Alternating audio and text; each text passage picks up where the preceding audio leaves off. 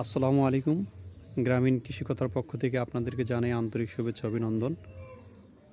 যারা গ্রামীণ কৃষির সাথে আছেন সার্বক্ষণিক,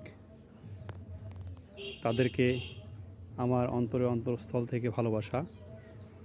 তে আজকে যে বিষয়টা নিয়ে আমি কথা বলবো সেটি হচ্ছে, যদি সামান্যতম জায়গা থাকে তাহলে আপনি আপনার ফ্যামিলির জন্য কলা চাষ করতে পারেন।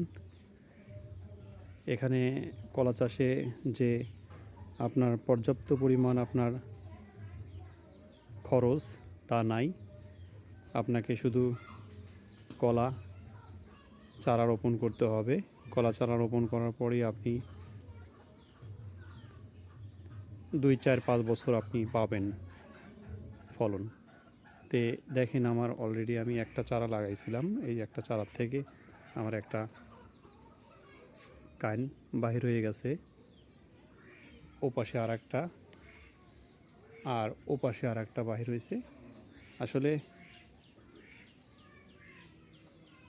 যদি জায়গা থাকে তাহলে আপনারা রোপণ করবেন এবং পরিবারের খাদ্যর চাহিদা, পুষ্টির চাহিদা নিশ্চিত করতে পারবেন।